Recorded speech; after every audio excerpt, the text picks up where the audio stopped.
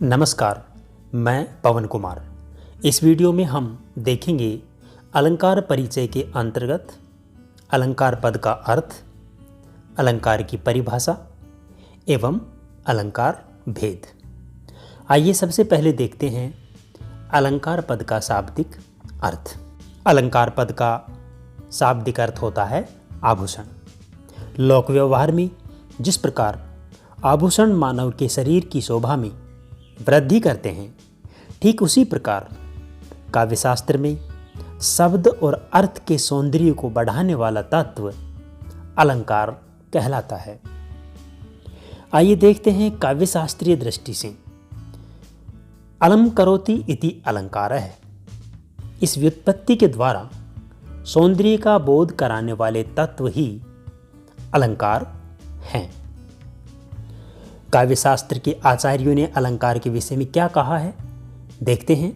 आचार्य वामन ने अलंकार के विषय में कहा है, सौंदर्यम अलंकार है, अर्थात सौंदर्य ही अलंकार है।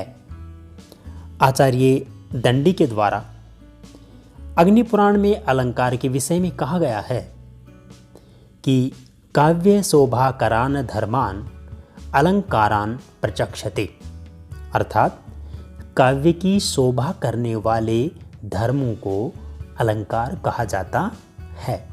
उक्त विवरण से स्पष्ट हो जाता है और आप समझ गए होंगे कि जो तत्व काव्य के सौंदर्य में वृद्धि करके उसकी शोभा को बढ़ाते हैं वे अलंकार कहलाते हैं।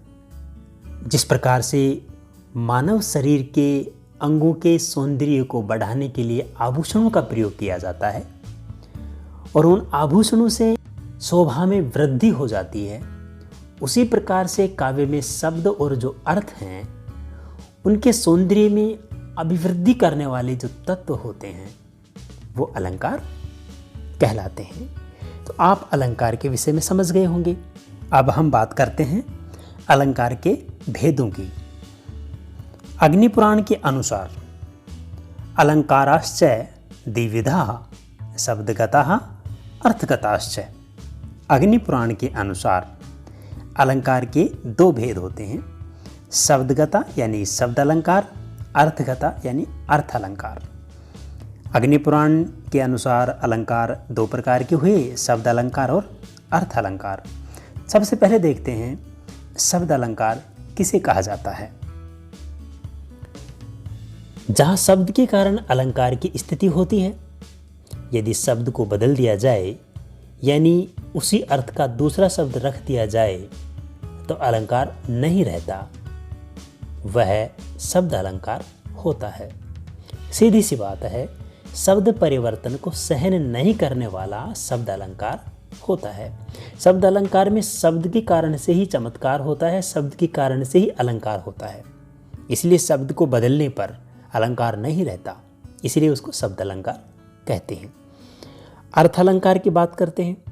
जहाँ शब्द के अर्थ के कारण अलंकार की स्थिति रहती है वह अर्थ अलंकार कहलाता है, यानी उसी अर्थ का दूसरा पर्यायवाची शब्द रखने पर भी अलंकार पर कोई प्रभाव नहीं पड़ता और अलंकार बना रहता है, वह अर्थ अलंकार कहलाता है। यानी कि शब्द परिवर्तन को सहन कर लेने वाला अलंकार अर्थ अलंकार होता है। तो आप समझ गए होंगे, शब्द के कारण जहाँ अलंकार की स्थिति रहती है वह शब्द अलंकार, और अर्थ के कारण जहाँ अलंकार की स्थिति होती है वह अर्थ अलंकार होता है। अर्थ अलंकार में हम शब्द को परिवर्तित भी कर दें, उसी अर्थ का पर्यायवाची शब्द रख दें तो भी अलंकार बना रहता है। लेकिन शब्द अलंकार में यदि हमने उस शब्द को परिवर्तित कर दिया तो अलंकार नहीं रहता है। यही शब्द अलंकार और अर्थ अलंकार में अंतर होता है। अलंकारों के इन दो भेदों के अतिरिक्त कुछ आचार्य अलंकार का तीसरा भेद भी मानते हैं, जिसे उभय अलंकार कहा जाता है। उभय अलंकार में श्लेष को माना गया है। श्लेष को कुछ आचार्य शब्द अलंकार मानते हैं और कुछ आचार्य अर्थ अलंकार मानते हैं।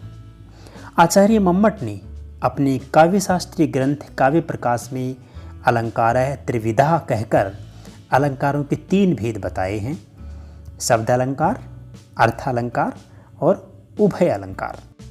इस प्रकार से हमने देखा अलंकार का शाब्दिक अर्थ, उसकी काव्यशास्त्रीय परिभाषा एवं अलंकार के भेद। वीडियो कैसा लगा कमेंट्स बॉक्स में लिखकर हमें अवश्य बताइए। ऐसे ही वीडियो देखने के लिए हमारे चैनल को सब्सक्राइब अवश्य कर लें। धन्यवाद।